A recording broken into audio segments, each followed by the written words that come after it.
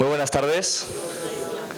Sean bienvenidos de nuevo a un espacio en el cual nos gusta deleitar al público pensamiento, criticismo, cultura, pero ante todo, pues un espacio de reflexión, un espacio donde nos sintamos libres y sobre todo bien acompañados, como puede ser un gran acompañante el saber.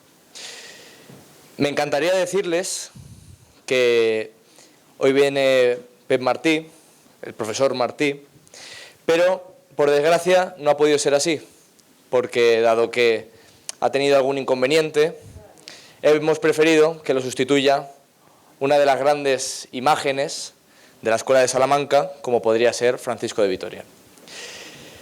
Muchas gracias a todas las instituciones, véase el Ayuntamiento, véase el Aulario de Filosofía, al cual yo pertenezco, pero también debemos agradecerlo al público presente. Así que el primer aplauso que me gustaría que se dieran es a ustedes por venir aquí.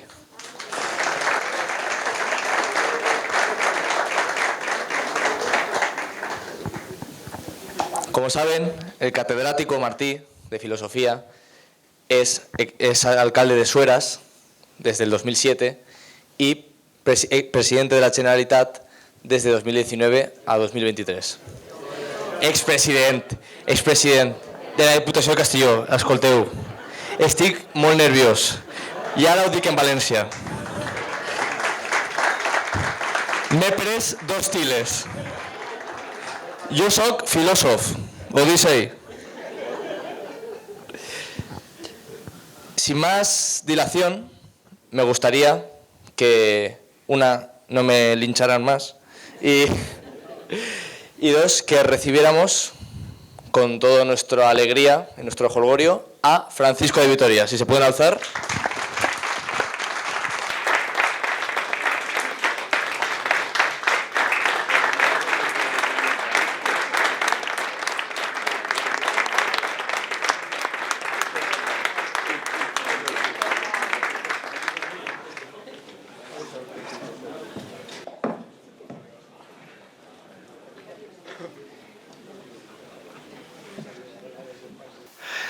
Perdonen vuestras mercedes que me presente de esta guisa ante auditorio tan destacado y en ocasión tan principal. Pero tiempo ha que me veo afectado por el mal de gota.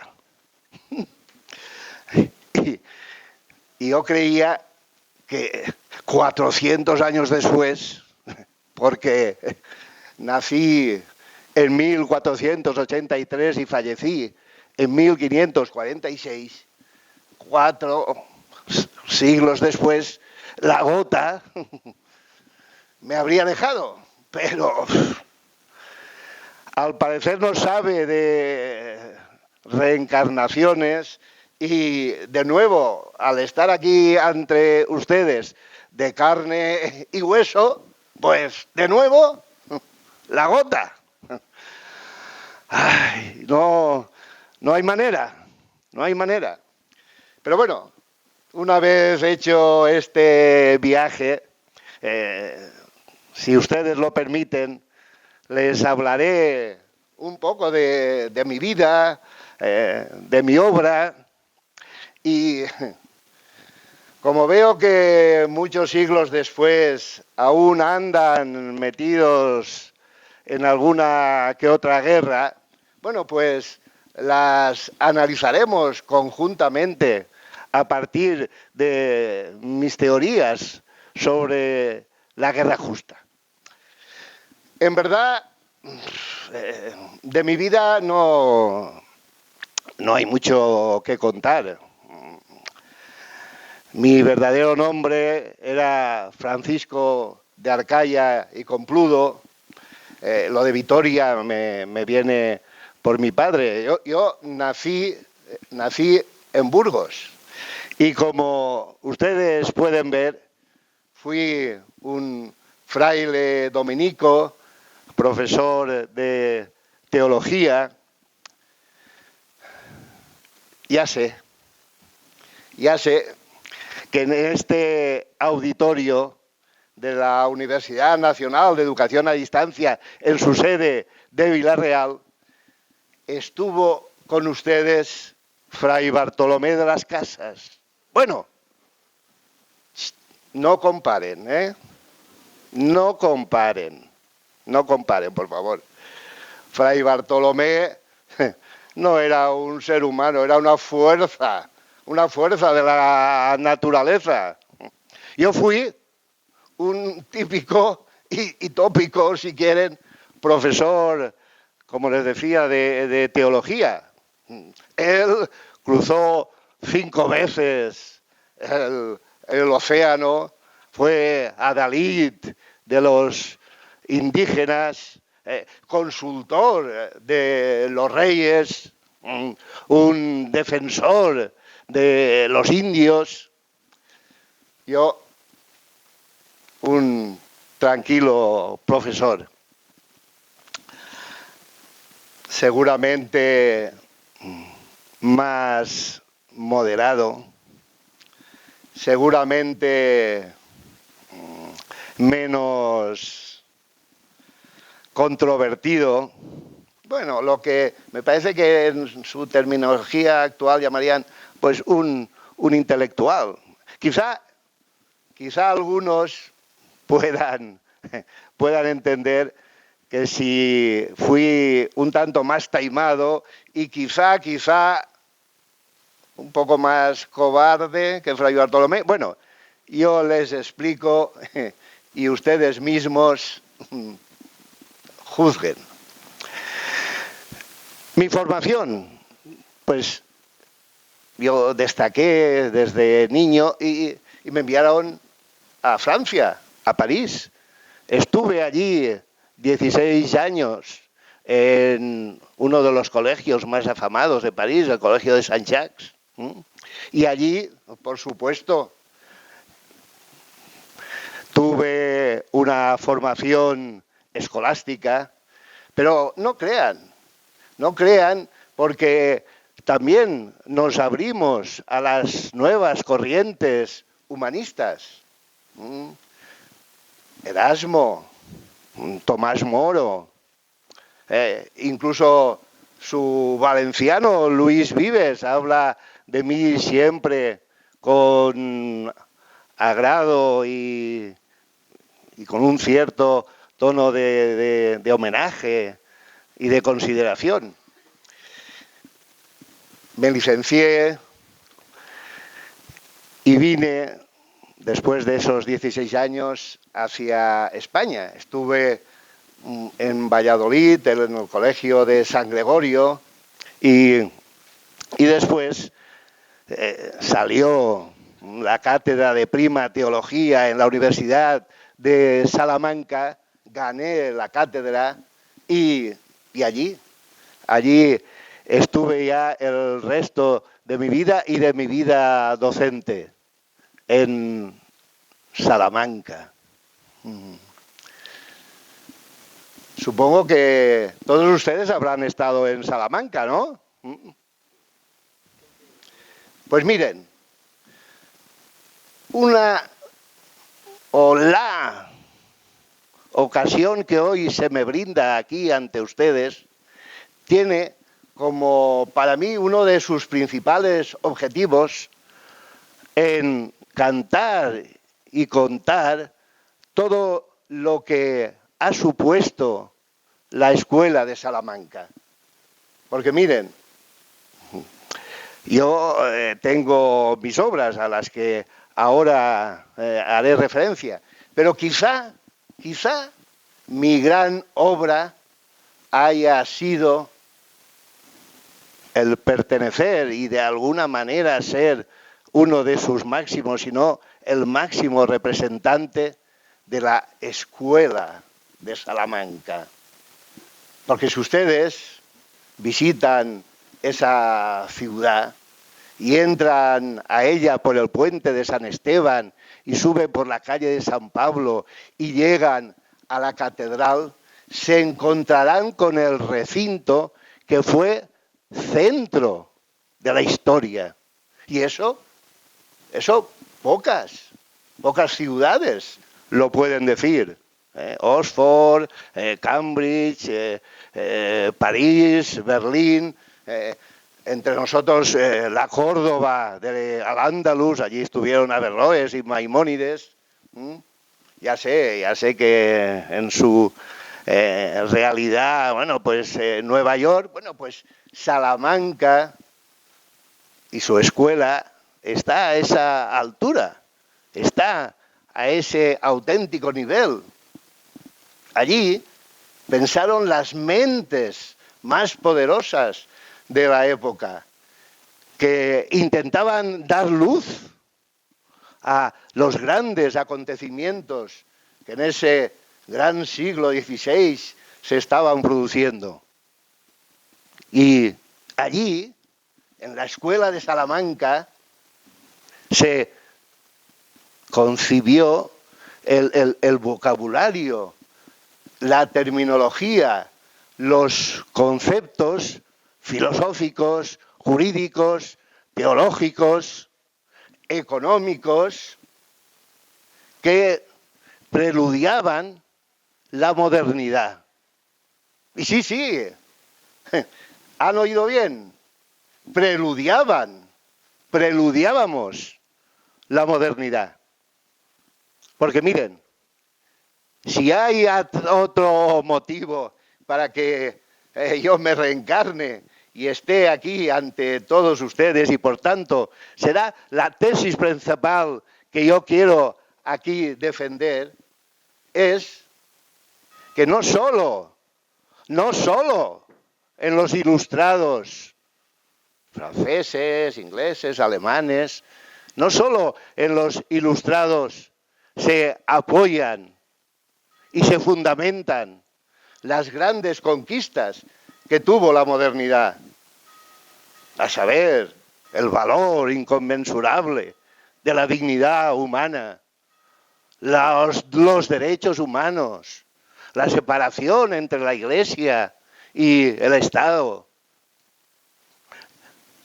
el caminar hacia la constitución de sociedades liberales, democráticas, la configuración de organismos supranacionales. Ahí, y espero demostrárselo ante todos ustedes, ahí estábamos la escuela de Salamanca, con toda nuestra riqueza y con toda nuestra fuerza intelectual. Somos predecesores de la modernidad. Soy moderado, pero hay algunas tesis que me exaltan. Bien, pues, y ustedes se preguntarán, bien, pero ¿y de sus obras? Pues miren, yo no escribí nada.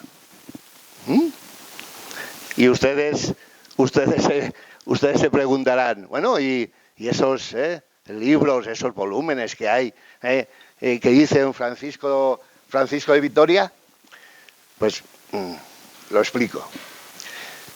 El que no escribiera nada ha llevado a que haya algunas personas bien intencionadas que hablan de mí como del Sócrates español. Y lejos de mí, como fraile, de mi humildad, querer equipararme con el gran filósofo griego.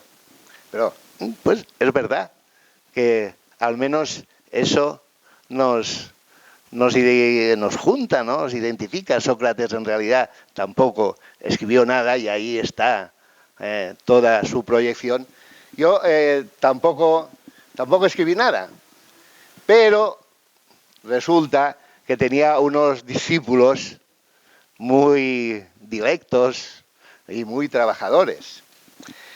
Y no tanto de las lecciones que daba, digamos, de manera diaria, sino de mis reelecciones. Y es que resulta que en ocasiones destacadas y principales era un motivo de celebración dar una conferencia, una charla, en algún lugar incluso más destacado, y a eso se le llamó reelecciones. Y mis alumnos tuvieron a bien recoger todo o gran parte de lo que yo dictaba en esas reelecciones. Y de ahí que ustedes puedan conocer mis obras con ese título, las reelecciones. Pero, bueno, indirectamente, por supuesto, son obra mía y hoy tendré el gusto de leerles algunos de sus textos, pero directamente escritas por mí, pues no lo son. Bien, es verdad que, y alguna anécdota les tengo que contar, que después de estas reelecciones, y como muchas veces las daba en silla de ruedas, no sé si para ayudarme en mi traslado o simplemente porque les había gustado a mis alumnos lo que yo allí había expuesto, que en más de una ocasión me sacaron a hombros. Me sacaron a hombros. Espero que ustedes hoy no tengan esa malísima intención. Bueno, pero voy a intentar, ¿no? A ver si con alguna dificultad, ¿no? Me puedo levantar porque me parece, y me puedo continuar dirigiendo a todos ustedes, pero yendo ya, ¿no? Dejemos la vida y milagros de este fraile dominico y vayamos a lo que son mis propuestas. Unas propuestas que, como les he dicho, tienen sobre todo como objetivo defender esa apuesta o ese preludio de la modernidad que hicimos los integrantes de la Escuela de Salamanca, que bueno, que es verdad también que no fui yo solo. Hay muchísimos, Melchor Cano, Domingo de Soto, Martín de Azpilicueta, Pablo de Valencia, Luis de Molina, Pedro de Mercado, el gran también metafísico Francisco Suárez. Es todo un elenco, como les decía, de grandes mentes las que constituyen esa escuela de Salamanca. Y aunque ya sé que el motivo central de la conferencia, y a ello iremos, será la teoría de la guerra justa, para que ustedes vean ese preludio de la modernidad que está presente en nuestros escritos, solo quería citarles dos cuestiones, ¿no? que me parecen importantes y sustantivas. Nuestra concepción de la persona humana. Nosotros entendemos que el hombre, el ser humano, que dicen ustedes hoy en día, es una persona libre, moral, responsable, formada efectivamente entendíamos nosotros, por el cuerpo y por el alma, pero todo eso lleva aparejado el ser un sujeto jurídico de derechos por naturaleza. Y a eso se le ha llamado el justnaturalismo, la defensa de los derechos inherentes a la persona humana simplemente por ser persona humana. Y en cuanto a cuerpo, tenemos el derecho a la vida y el derecho a la propiedad y el derecho a la integridad física. Y en cuanto a alma, tenemos el derecho a la verdad, el derecho al honor, el derecho a la fama, el derecho a la libertad religiosa, el derecho a la libertad de expresión, porque de todo eso hablábamos los justnaturalistas salmantinos. Y todo ello por el orden natural, por ser inherente al ser humano, independientemente de el pecado o independientemente de la gracia. Pues ustedes dirán si la exposición de esas doctrinas no son un antecedente claro de los derechos humanos, como lo es otra de nuestras teorías fundamentales, que es diferenciar entre el orden natural y el orden sobrenatural. Y en el orden natural pertenece, como les he dicho, a aquello que es por naturaleza y da lugar a la sociedad natural. Porque nosotros entendemos que los seres humanos somos sociables por naturaleza. Y de ahí nos viene toda una tradición clásica griega. Y para nosotros, yo como buen dominico y seguidor del Aquinate, Tomás de Aquino, aristotélica. Los seres humanos somos por naturaleza sociales. Y ahí está el orden natural. Y el orden natural tiene sus fines y tiene sus medios y tiene sus gobernantes y tiene sus súbditos. Y después está, ¿cómo no?, el orden sobrenatural, que es el orden de la gracia, el orden de aquello que supone y lleva consigo la fe. Pero son dos órdenes distintos que no tienen por qué interferirse. No me digan que ahí innuce, en origen, no está también lo que después, desarrollándose, será la diferencia entre la Iglesia y el Estado. Y miren, y en eso quiero lanzarles una cierta andanada. Ya sé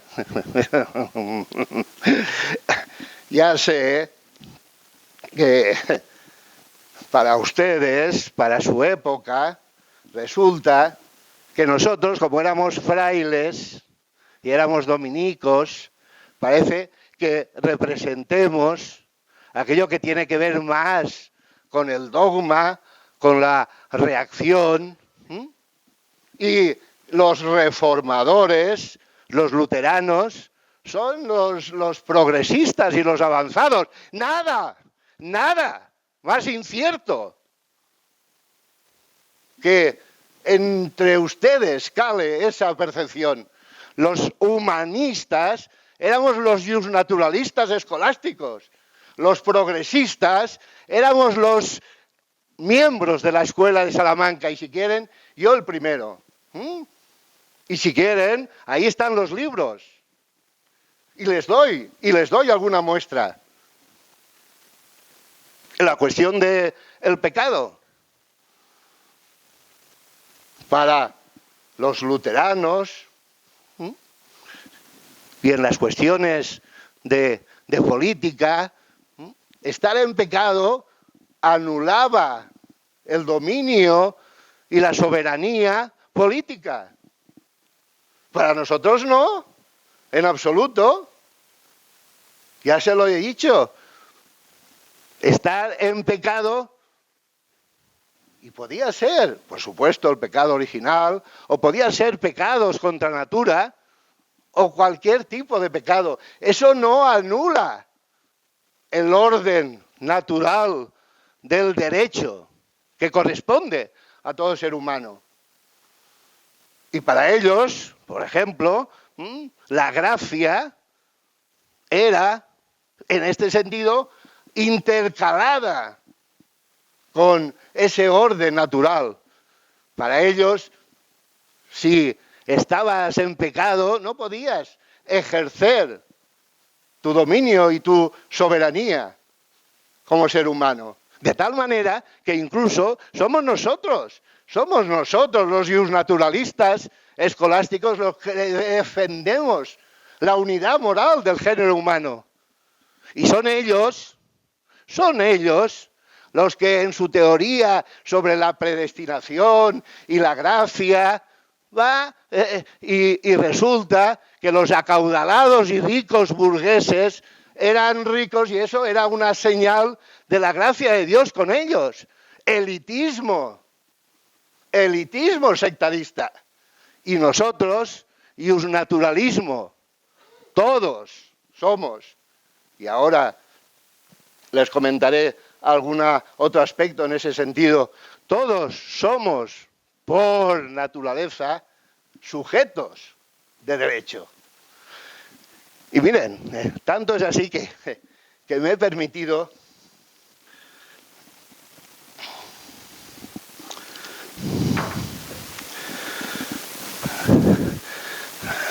traerles a ustedes esto, que ustedes bien deberían conocer, su Constitución, un ejemplo de Constitución liberal, democrática, de los estados de derecho en los que ustedes, afortunadamente, y no sé si son realmente conscientes de lo afortunados que son, pueden vivir.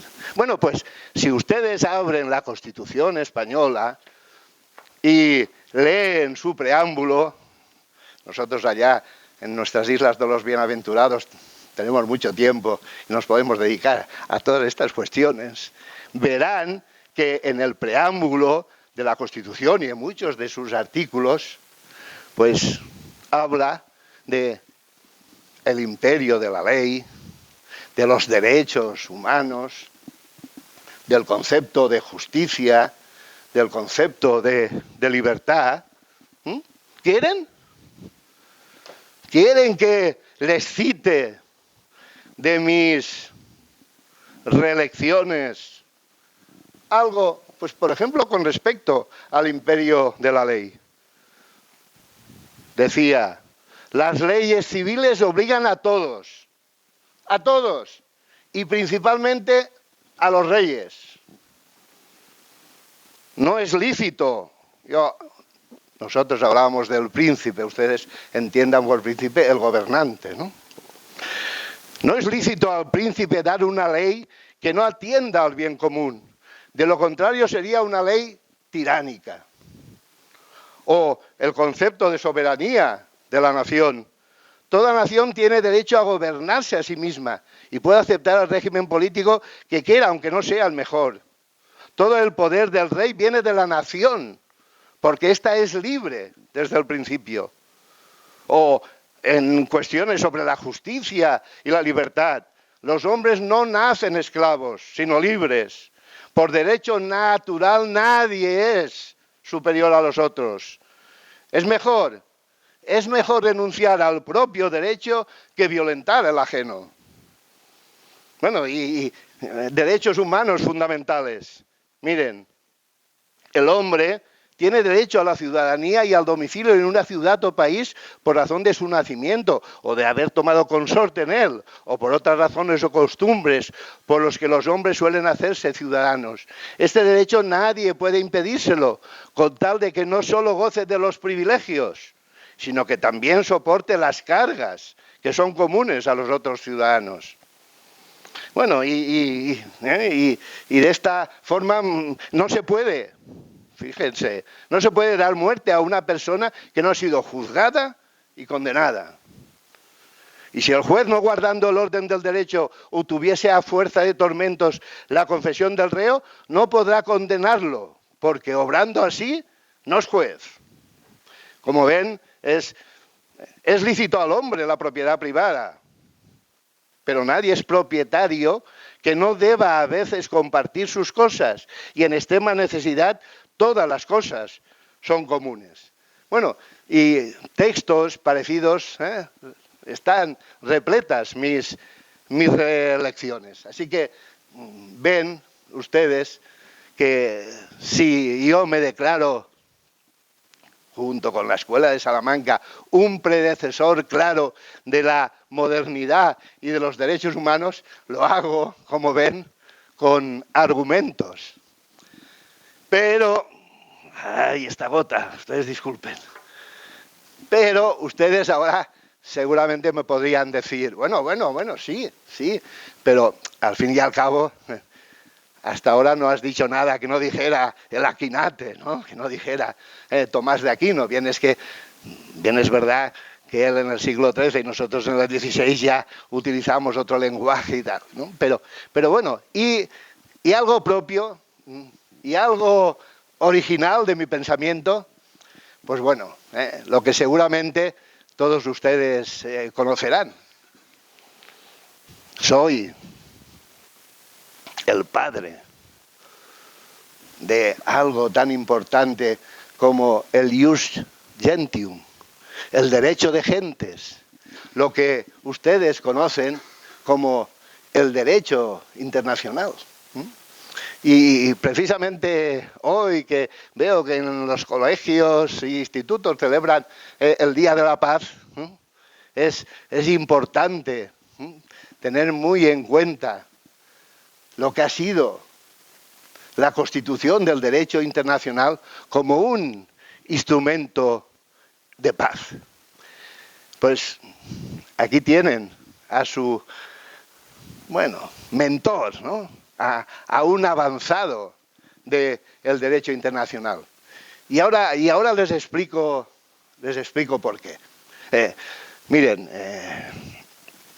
claro, partimos siempre de lo que antes les comentaba, de la sociabilidad natural del ser humano que se organiza en estados y se organiza en naciones. Pero de eso hablaremos también después cuando les comente algunas de mis teorías sobre la guerra justa. Pero, ¿qué pasa? ¿Qué pasa en las relaciones de los estados entre sí? No hay una institución jurídica superior dentro del Estado, están sus leyes, está el derecho, su derecho civil y demás. Pero, ¿y en las relaciones entre los estados? Pues miren, y bueno, uno es humilde, pero con orgullo tiene que decir aquello que realmente fue importante. Yo fui el primero en hablar de una comunidad universal, de un totus orbis, de la idea de todo el orbe, de la idea de que todos los seres humanos, no por ser de una determinada nación o de un determinado estado, sino que por ser seres humanos pertenecemos a la misma comunidad universal. Y esta comunidad universal entendí que debía tener sus principios. Y escuchen cómo lo argumento en otra de mis relecciones. Todo pueblo, por derecho natural, puede constituirse en república independiente, pero toda república está integrada en el orbe y forma parte del universo de la humanidad. Hay una sociabilidad natural con cualquier ser humano y todos los pueblos están unidos por el vínculo común de la naturaleza humana. El derecho de gentes no solo tiene fuerza por el pacto y convenio de los hombres, sino que tiene por sí mismo fuerza de ley. Y es que el orbe unido, que en cierta manera forma una república, tiene el poder de dar leyes justas y a todos convenientes, como son las del derecho de gentes. Y en los asuntos graves, como en la inviolabilidad de los legados, los embajadores, por ejemplo, ninguna nación puede darse por no obligada por el derecho de gentes. Pues este viene conferido por la autoridad de todo el orbe. Comunidad universal. Es verdad que también, ¿no? Alguna cosa de estilo en ese sentido, de hablar como de un Estado universal y tal, pero bueno, no entro ahí, ¿no? Eso sería otra cuestión. ¿Dónde entro? En que sí que tenemos que dar autoridad moral, y no solo moral, sino en alguna forma legal, a lo que supone la comunidad de todos los estados. Fíjense que está aquí en lo que les estoy diciendo el antecedente de la Sociedad de Naciones. Por eso en Bruselas uno de sus salones principales, ¿no? Hay que agradecerlo, lleva mi nombre, ¿no? E incluso la institución, ¿no?, que ustedes han desarrollado y que seguramente deberían desarrollar más, y con principios de mayor igualdad entre todos los estados, la Organización de las Naciones Unidas, tiene en estos textos su origen. Y miren, por lo que antes le comentaba de anticipar la modernidad. Bueno, nuestra escuela, la Escuela de Salamanca, somos los primeros que hacemos la sustitución, y miren, ya lo ven, fraile dominico, pero hacemos la sustitución del concepto medieval de cristiandad por el concepto moderno de humanidad. Y no porque la cristiandad no deje de tener sentido, claro que tiene sentido, pero lo tiene para los que pertenecen a esa fe y entienden que esa comunidad sobrenatural de la gracia es la suya. Pero eso no quita que en el orden natural exista la humanidad como persona jurídica y legal, a partir de la cual poder desarrollar el concepto de sociedad internacional. Y ahí, efectivamente, bueno, lo que después, ¿no?, en Viena se desarrolló el concepto de eso, ¿no? Por ejemplo, algo muy concreto de la inviolabilidad de los legados. Esa idea de derecho internacional que realmente a ustedes aún podrían desarrollar con mayor fuerza, tiene a este fraile dominico salmantino como uno de sus padres fundadores. Pero bueno, ustedes pensarán, aquí nos ha hablado de su vida, nos ha hablado, ¿no?, de que es predecesor de la modernidad, nos ha hablado de que, bueno, pues es el padre del derecho internacional, pero no habíamos venido a hablar de la guerra, de si hay o no guerras justas. Pues bueno,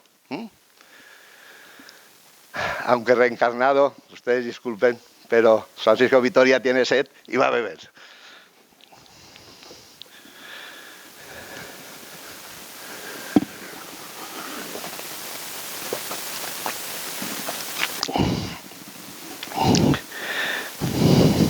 Efectivamente, nosotros desarrollamos la teoría sobre la guerra justa y les explico, porque de alguna manera también lo que hemos comentado sobre el derecho internacional está unido a esta cuestión, porque claro, ¿qué es lo que ocurre? Que efectivamente, como comentábamos, los seres humanos, ustedes, nosotros en nuestra época, por sociabilidad natural, constituimos estados, constituimos naciones, pero claro, ¿qué sucede cuando un estado y otro entran en conflicto, ¿no?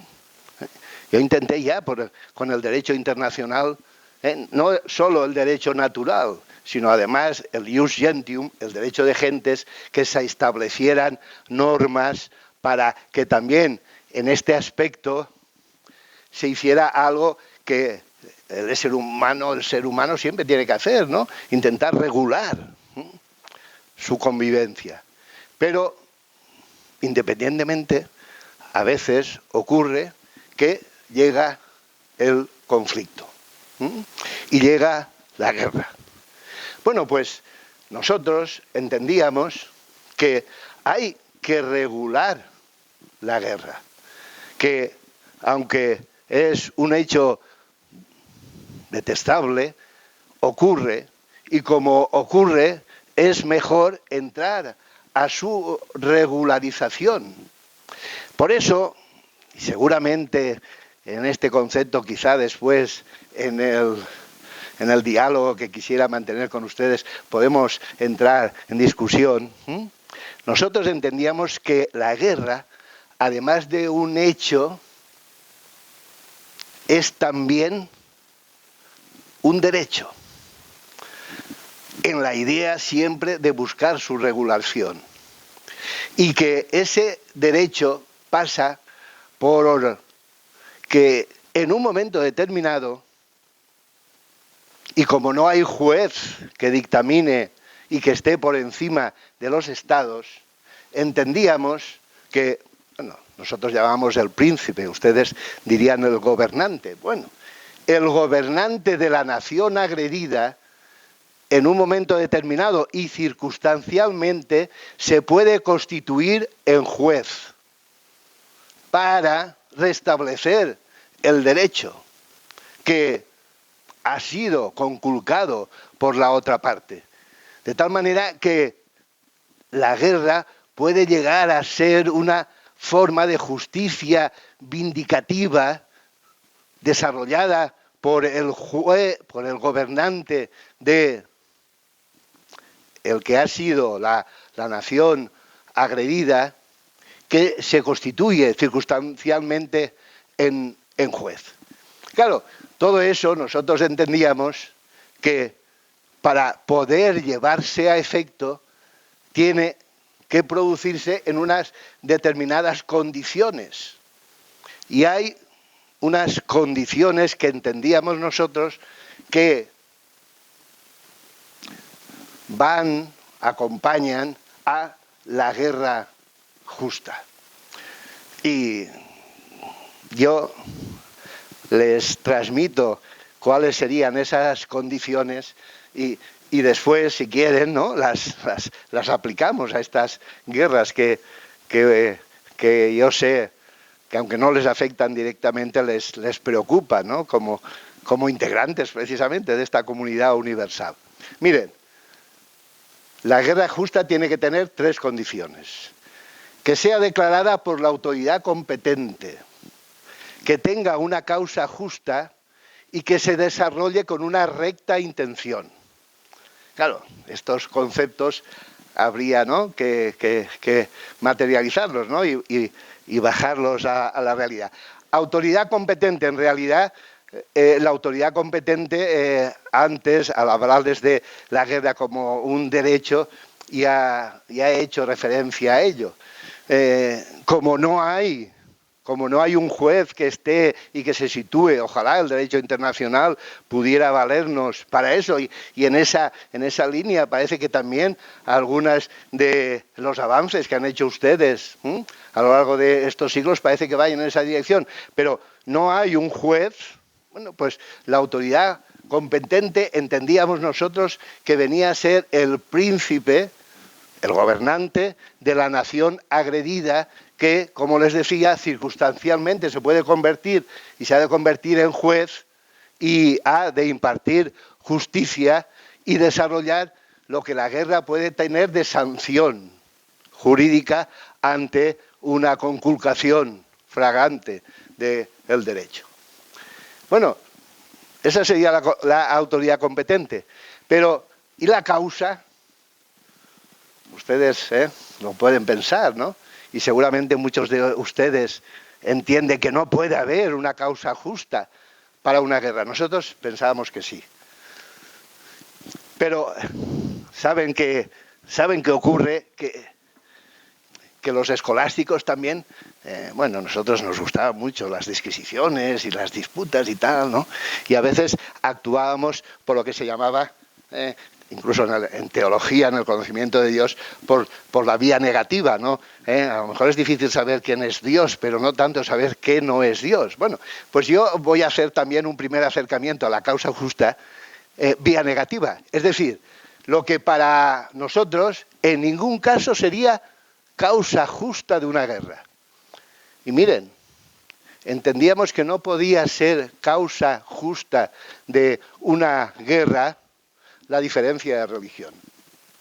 Eso no puede justificar una guerra el que otro país, otra nación, otro estado tenga una religión diferente a la nuestra. Eso no injuria a nadie. Es más, la fe, y lo decíamos constantemente, es un acto voluntario, libre de la persona. Es más, la guerra estaría, en ese sentido, estaría totalmente en contra de lo que es el mensaje evangélico. Por tanto, el afán de evangelizar a la fuerza, eso no es causa de guerra justa. Como no lo es tampoco el querer ensanchar territorios. Si eso fuera causa de guerra justa, cualquiera que quisiera ensanchar territorios lo podría hacer y sería contradictorio, ¿no? No justificamos ninguna forma de imperialismo. No hay guerra justa en el afán de querer ensanchar tu territorio. Como no lo hay cuando se hace la guerra por el interés o la gloria del príncipe, del gobernante, tampoco eso es causa de guerra justa. Bueno, ustedes dirán, bueno, ¿y qué entendíais pues por causa de guerra justa? Pues miren, la legítima defensa. Cuando una nación es agredida por otra, tiene todo el derecho, que al final es también la cuestión individual de la defensa propia, tiene todo el derecho a defenderse. Y en ese caso, las guerras defensivas serían guerras justas. Y hablo también de injuria grave, injuria in iuris, injuria grave que suponga la conculcación clara, flagrante de los derechos de una nación. Eso también podría ser una causa de guerra justa. Pero claro, como esa sería una guerra ofensiva, en este caso inmediatamente pasamos a establecer unos principios subordinados que pasarían por la proporcionalidad en el desarrollo de esa guerra, la proporcionalidad entre lo que se pretende y lo que se va a lograr, y nunca puede, en ese caso, puede una guerra llevar a que exista o se desarrolle mayor mal que bien, y por tanto ir a una guerra con la idea de la aniquilación del adversario sería incumplir esa condición en todo caso.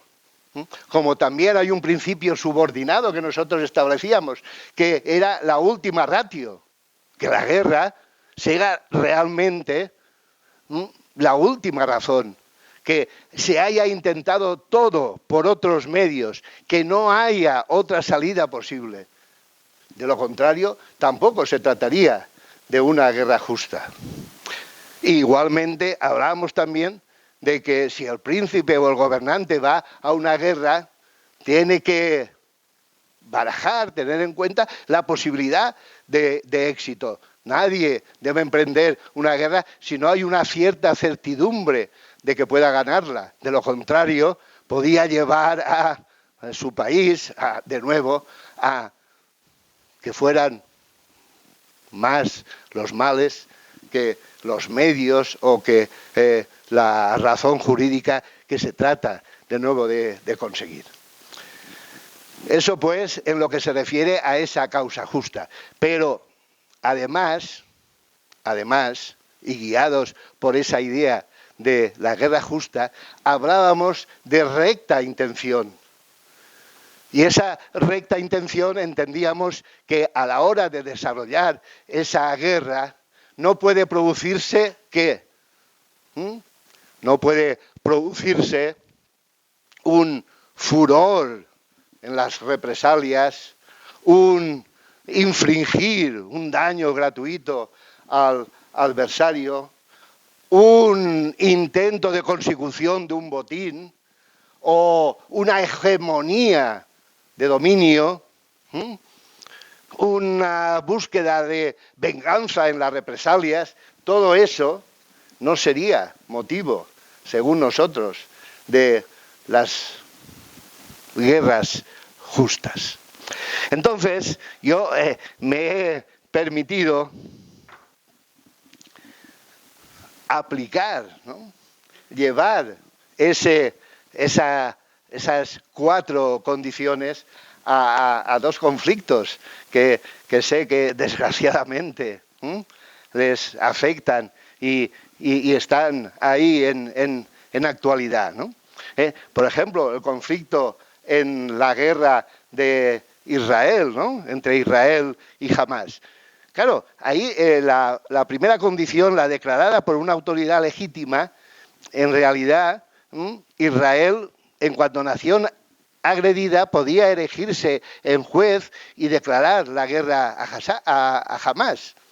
Porque efectivamente esos ataques del 7 de octubre llevan a que se podría entrar en esa primera condición. Lo mismo que en la segunda condición, la legítima defensa, porque hay una causa justa porque Israel habría sido agredido y por tanto podría aducir legítima defensa. Pero claro, si esas condiciones se podía entender que las cumple Israel, después la proporcionalidad en los fines. Ahí el incumplimiento de esa condición por parte de Israel es flagrante. No hay proporcionalidad en los fines. El fin de defenderse y de repeler la agresión está en lógica, no está en lógica consecuencia con lo que todos ustedes han visto, ¿no? La muerte de tantos inocentes, la devastación de la Franja de Gaza. De la misma manera, esa segunda condición, subordinada del último recurso, también hay un incumplimiento de esa condición por parte de Israel. Nos han agotado otros medios y procedimientos diplomáticos que siempre tienen que estar ahí abiertos para que Israel se defienda en el aislamiento internacional, en sanciones, etcétera.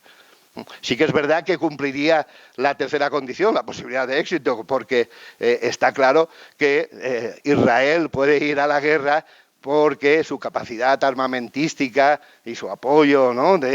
Es mucho mayor que el de Hamás. Pero, ¿y la tercera condición? La de la recta intención, el deseo de dañar, está ahí claramente y no la cumpliría. Se atacan hospitales, se ataca a población civil, hay un afán y crueldad en la venganza. La agresión, desde luego, la agresión de Hamás fue despiadada y fue brutal, pero Israel ha contestado de manera despiadada, con afán de crueldad y de venganza.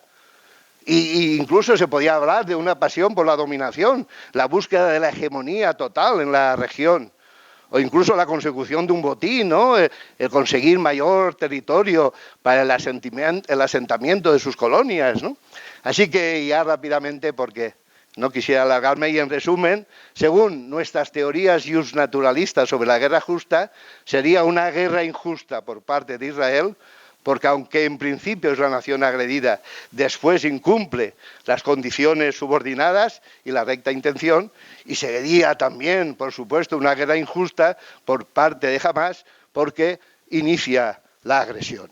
Entonces, tanto en un caso como en otro, nos veríamos ante una guerra injusta. Y el otro conflicto en el que ustedes también están preocupados y les amenaza más de cerca, que es la guerra entre Rusia y Ucrania. Bueno, pues aquí la primera condición no la cumple nadie.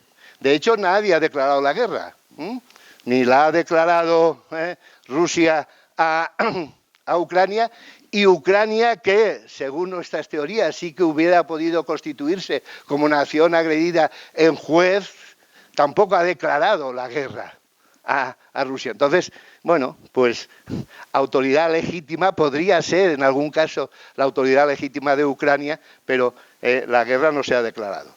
Y en la segunda de las condiciones, pues claro, está claro que hay un incumplimiento de esa condición por parte de Rusia. No hay causa justa porque Rusia no ha sido agredida y por tanto no puede aducir legítima defensa. Y tampoco hay injuria grave.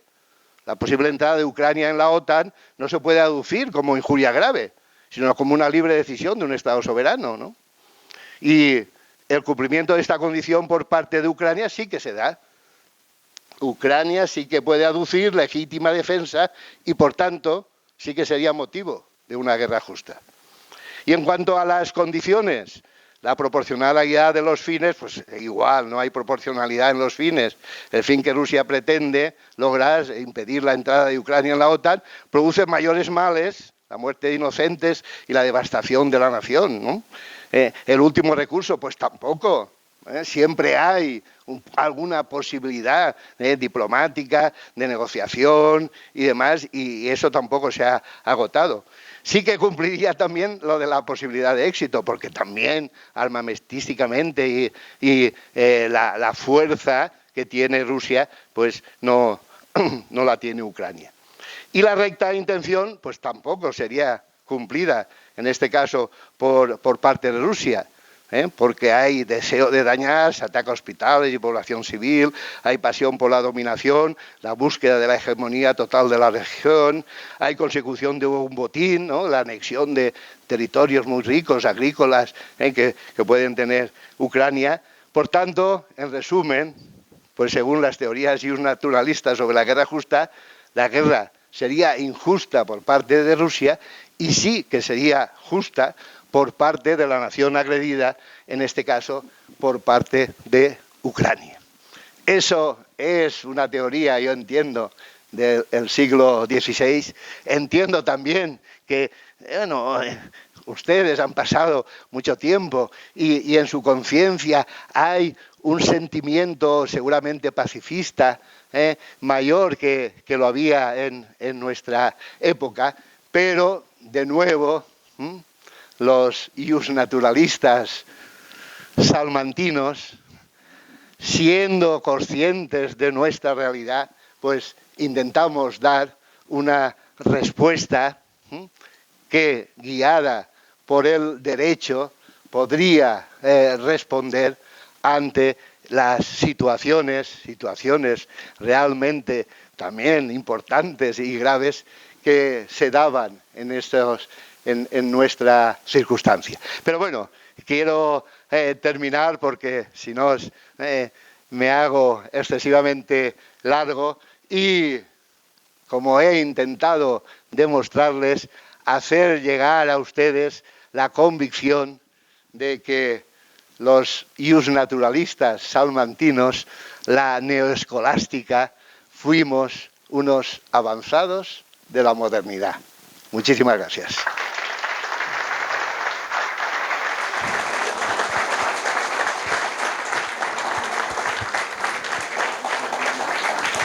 Muchas gracias, don Francisco. Por favor. Sí. ¡Ay, la silla de ruedas, la gota! Muchas gracias, señor don Francisco, por la intervención. ¿Y alguien tiene alguna pregunta por aquí? Ay, seguro que tenéis muchas, ¿no? Bueno, yo quería darle lo primero las gracias don Francisco, por venir, pero quería que también, dado que tiene y no ha podido estar el profesor Martí, que le transmitiera el agradecimiento por parte de la UNED por esta generosidad que ha tenido y por poder mediar con usted, pero también por las 6 veces ya que ha mediado con otros, no contemporáneos con algunos de ustedes, pero con muchos otros pensadores, y por lo tanto ha abierto este espacio a la filosofía de una forma. Entonces yo quería dar un aplauso al profesor Martí de parte de todo este público. Ya se lo haré llegar.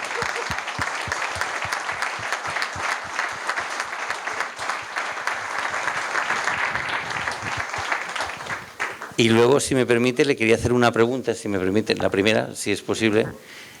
Quería si es posible, nos dijera cómo abordó don Francisco de Vitoria el tema de la conquista de América y sobre todo el tratado con los indígenas, porque conllevó muchísima controversia, pero sobre todo cómo lo elaboró a través de, como buen jurista que había y buen teólogo. Preocupado estaba de que me hicieran esa pregunta, porque lo digo textualmente, ¿no? Las cosas, nosotros llamamos los peruleros, las cosas estas de los peruleros mejor, ¿no? Pero efectivamente era un tema, un tema que en nuestra época teníamos que abordar, y efectivamente desde la Escuela de Salamanca abordamos el derecho, o no, ¿no?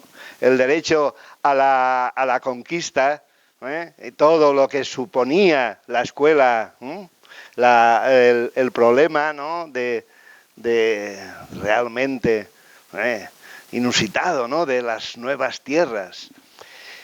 Y miren,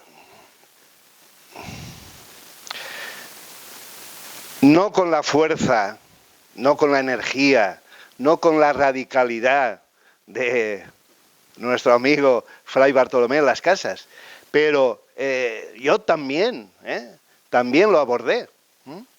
Y miren hasta qué punto lo abordé y en la dirección que antes les he comentado, que, bueno, me puedo sentir también, me parece que muy satisfecho como predecesor de la modernidad, de la manera y de la forma que lo abordamos y que en este caso lo abordé personalmente. Porque, miren, y volvemos a aquello que antes les comentaba de la vía negativa. Sí que establecí claramente lo que eran títulos ilegítimos.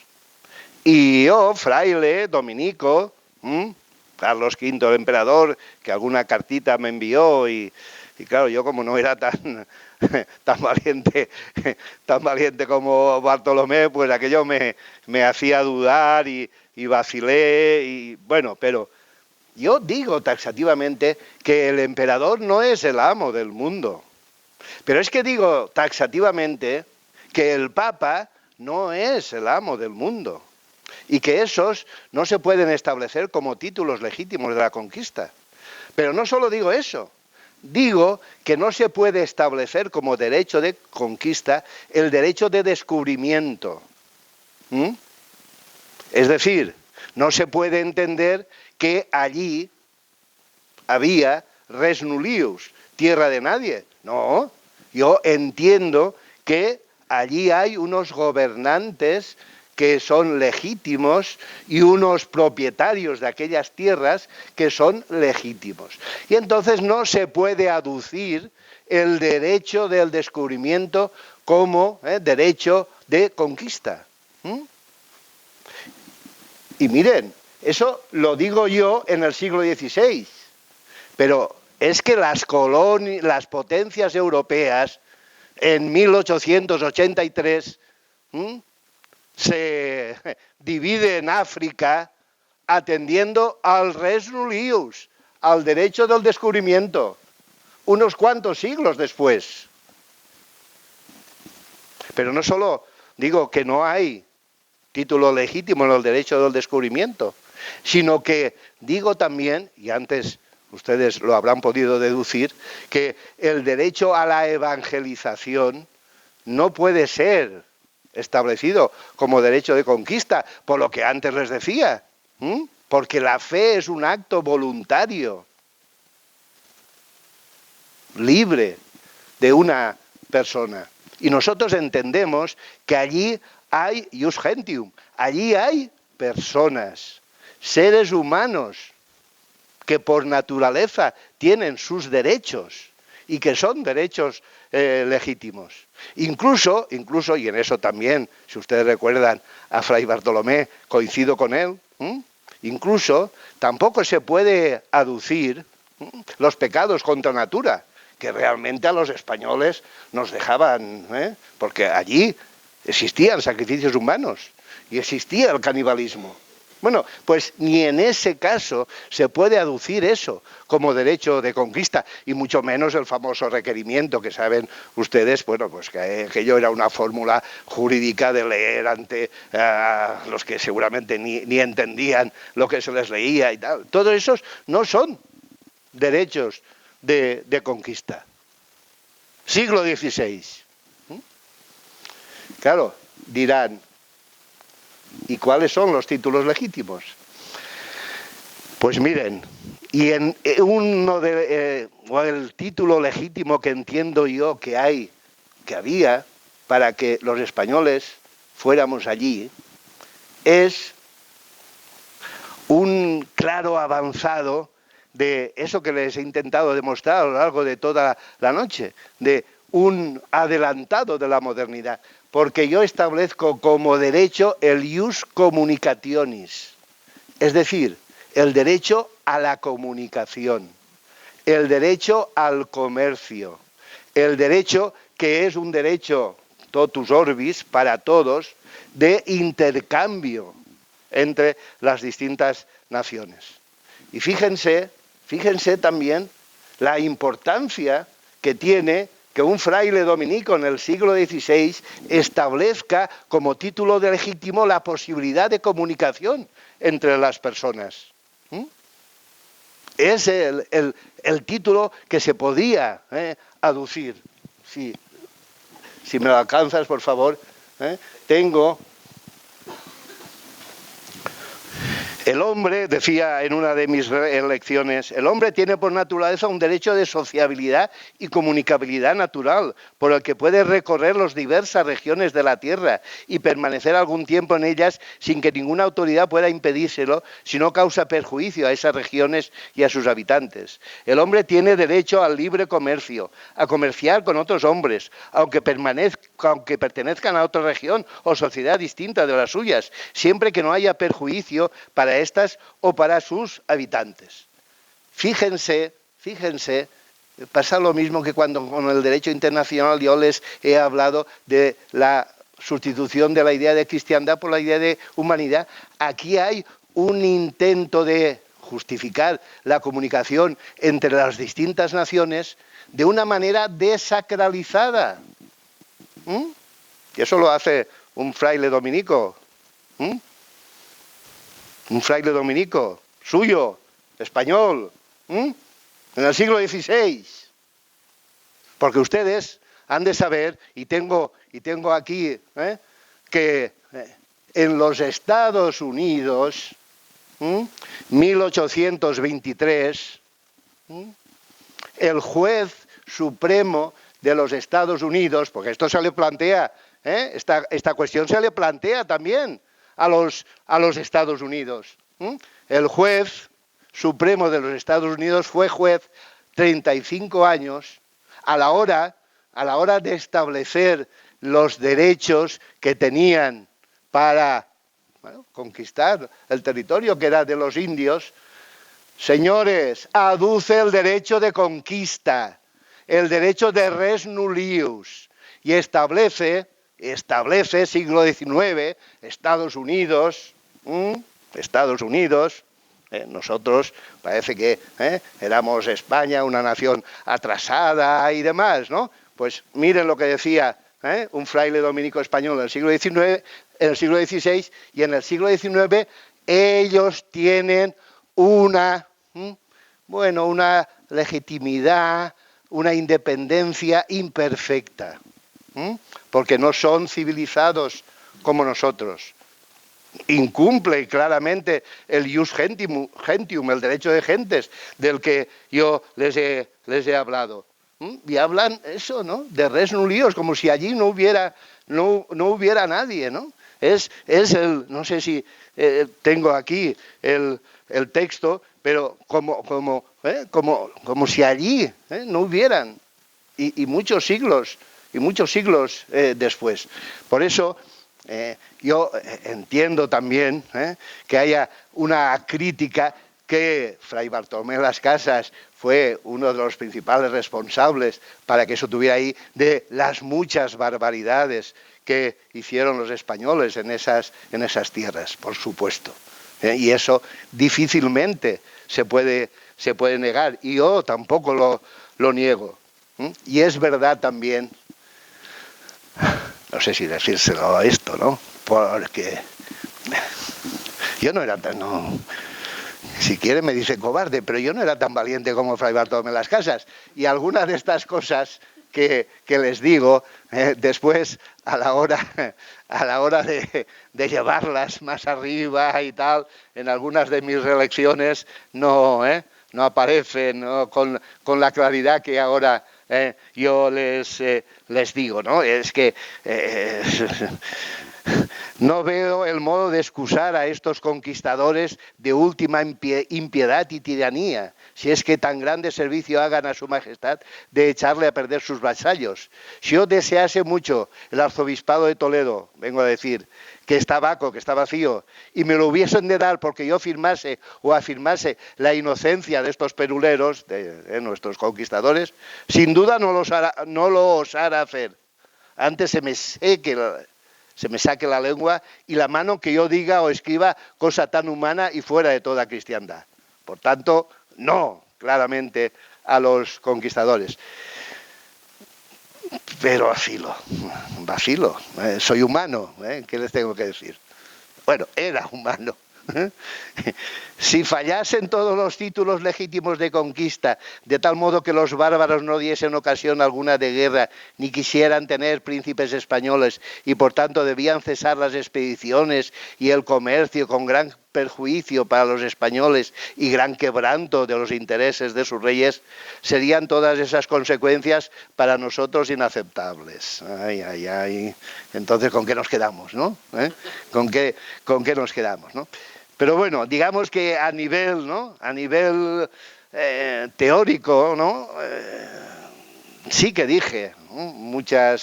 muchas cosas. Es verdad que al final, como siempre, luchan el libre anhelo y la realpolitik, ¿no? Y la dura necesidad. Y entonces era un tema, ¿no? con grandísimas consecuencias.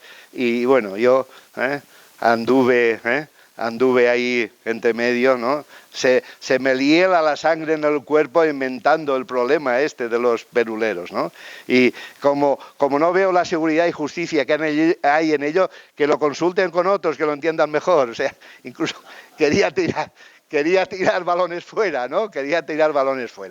Pero bueno, es verdad que en alguna de mis reelecciones de Indis y tal, pues cosas importantes sí que dije. Y ius communicationis del que les hablo, ¿no? A los estudiantes de filosofía que hay aquí en la sala, les puedo decir que ha habido, porque claro, uno allí en la isla de los bienaventurados lee lo que dicen de mi humilde persona. Y hay algunos que se han atrevido a decir que seguramente la modernidad, si se hubiera, en lugar de fundamentarse en ese solipsismo individualista y cerrado de Descartes, el cogito ergo sum, y lo hubiéramos configurado a partir del ius communicationis de Francisco de Vitoria, quizás nos hubiera ido mejor, ¿no? Incluso ha habido algunos que hablan de que este ius communicationis, el derecho a la comunicación, al intercambio, al comercio y tal, sería un precedente de la teoría comunicativa de Jürgen Habermas, uno de los grandes filósofos contemporáneos. Ni qué decirles que eso me ha llenado de satisfacción, como no, ¿no? Aunque me parece un poquito arriesgado, pero bueno, valga, ¿no? En definitiva, el tema de la conquista es un tema, ¿no? Un tema complicado, un tema difícil, pero nosotros, ya lo veis, llegamos a decir cosas y cosas importantes sobre esta cuestión. Y veis que otros imperios, siglos después, no demostraron haber aprendido, ¿no? Ni muchísimo menos. Bien, bueno, vuestra merced tiene otra pregunta, que de Barcelona viene la pregunta. ¡Hombre! Así que dice, ¿cómo definiría vuestra merced una guerra justa cuando al final, en las guerras, se pierden vidas y suele desembocar en una posguerra que nos hace cuestionarnos a la propia humanidad? Esa es la pregunta. Pues sí. Lo que pasa es, lo que les decía antes, que queramos o no, es un hecho, desgraciadamente, y aún en su época continúa siendo un hecho. Y a partir de ese hecho hay que pensar, también para eso estamos los filósofos y los teóricos y tal, para pensar sobre esos hechos y ver qué manera hay de regularizar ese hecho. Miren, no es terminología que yo utilizaba, pero después el tema de la guerra, pues, y el de las guerras justas ha sido un tema muy recurrente. Y se ha hablado, indirectamente yo también hablo de esto, ¿no? De el jus ad bellum y el jus in bellum, ¿no? Es decir, del derecho a la guerra y del derecho en la guerra. Yo cuando hablo aquí de la recta intención, estoy planteando ya el derecho en la misma guerra. Y como actividad humana, aunque nos cueste y se incumplan, y para eso el derecho internacional que yo acuñé, me parece que ha hecho avances en ese sentido, incluso en la guerra tiene que existir derecho. Cosas que se pueden y cosas que no se pueden hacer. Está claramente establecido que no se debería atacar a la sociedad, a la población civil. Entonces, desde mi mentalidad, y claro, y entiendo, ya que he venido de siglos atrás, alguna crítica a ustedes les tengo que hacer, que ustedes muchas veces son, como les diría, para que no se enfaden, ¿no? Ingenuamente pacifistas. Son ingenuamente pacifistas. Porque, sí, claro, todos queremos la paz, pero es que a veces la guerra se produce y la guerra está ahí. Y desgraciadamente, ¿qué les voy a contar? Porque en mi época hubo guerras, pero ustedes... La Primera Guerra Mundial que ustedes tuvieron y la Segunda Guerra Mundial, precedida por la Guerra Civil que ustedes tuvieron. Eso es literalmente una bajada a los infiernos, ¿no? Y sobre eso hay que pensar también. Y nosotros, los salmantinos, contribuimos a pensar sobre eso. Mira, por allí hay una pregunta. Bueno, buenas tardes, señor fraile dominico. Primero de todo, magnífica intervención, me ha encantado y además estoy en línea con prácticamente todo lo que ha dicho. Efectivamente, hay dos casos en los que se permite la guerra y la guerra se dice que es justa hoy día para nosotros, los que no hemos vivido en siglos pasados, que son la legítima defensa y bajo el capítulo 7 de la Carta de las Naciones Unidas, ¿no? La defensa colectiva. Efectivamente, bueno, yo, perdón, antes de nada no voy a hacer una disertación de nada, o sea, simplemente voy a formular una pregunta, pero la voy a poner en contexto. efectivamente la legítima defensa debe reunir para mí 4 condiciones. No solamente 3, no solamente la inmediatez, no solamente la necesidad, que ya hemos hablado de ello, y no solamente la proporcionalidad, sino también limitada en el tiempo y en el espacio. Es decir, no se puede extrapolar ni expandirse, ¿verdad? Pero a mí, a raíz o teniendo en cuenta el ejemplo que nos ha puesto de Israel y Hamás, surge un problema hoy día en las sociedades actuales, en los países fundamentalmente desarrollados actuales, y el problema es los ataques preventivos, la guerra preventiva. Un ejemplo claro es Hamás-Israel o Israel-Hamás. ¿Es justo o no es justo los ataques preventivos? ¿Qué opinión tendría hoy don Francisco de Vitoria y todo el humanismo y la escuela de Salamanca respecto? Porque claro, en principio no es desde luego una guerra justa, porque estás anticipándote a algo que puede pasar, pero cuando tú estás seguro de que va a pasar, porque desde el principio te están diciendo que lo que quieren es exterminarte completamente, que desaparezcas del mapa, y te hacen un ataque en el que en unas horas mueren 1000 y pico personas y un montón de ¿cómo se dice?, de capturados, de civiles. Entonces, claro, cuando un país pone al país y a sus fuerzas armadas de escudo de sus ciudadanos, que es la principal misión, la principal responsabilidad de cualquier país del mundo, de los gobernantes de cualquier país del mundo, la protección de sus ciudadanos, y la otra parte utiliza a sus ciudadanos como escudos humanos, ¿cómo resolvemos ese problema? ¿Cómo se resuelve? Porque claro, hoy día hay una gran discusión en esto. Hay quienes son partidarios y quienes no son partidarios. Yo no me voy a manifestar ahora aquí. En privado nos manifestaremos porque nos conocemos de hace mucho tiempo, pero aquí no me voy a manifestar en privado. A mí me gustaría saber qué línea seguiría esta escuela de Salamanca, esta escuela humanista cuyo predecesor fue Santo Tomás de Aquino, fue el primero que habló de la guerra justa. Y porque claro, luego nos hemos hecho leyes también para la justicia dentro de la guerra, ¿no? Después de la Sociedad de Naciones, después de la Segunda Guerra Mundial, etcétera. Bueno, ya aquí termino simplemente. Las guerras preventivas, ¿qué piensan? Sobre los principios que yo he establecido aquí, bueno, establecemos los justnaturalistas, ¿no?, escolásticos y demás, sería difícil justificarla, sería difícil. Entiendo la cuestión que se plantea y que seguramente es difícil, pero claro, en última instancia hay también un juicio de intenciones, ¿no?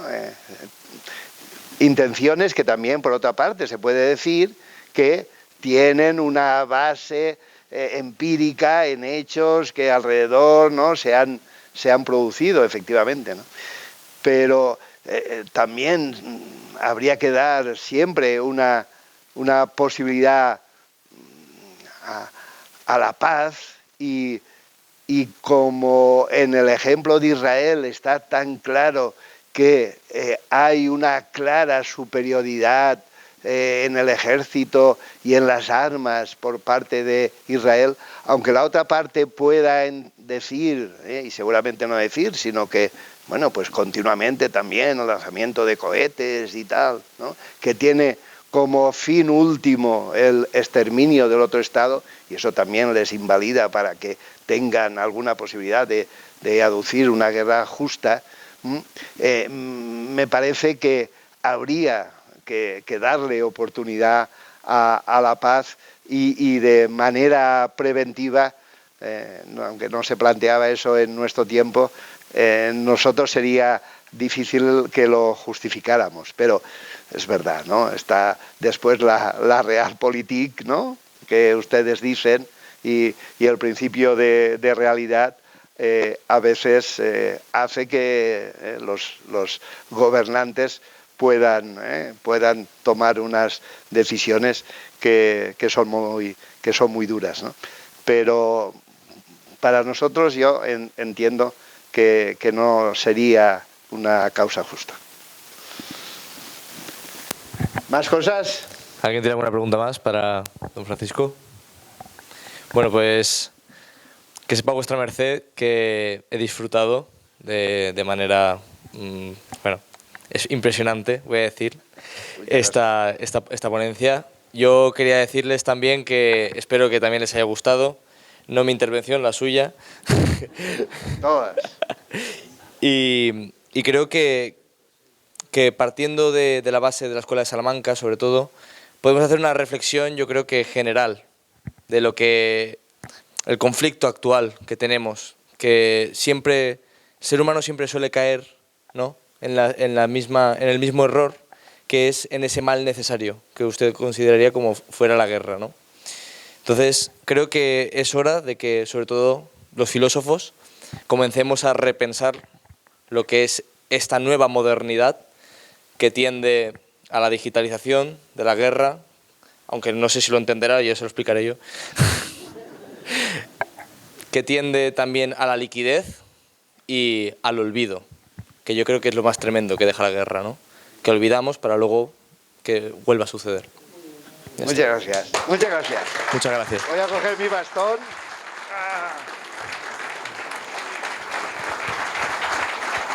Y mis libros. Los tenemos aquí.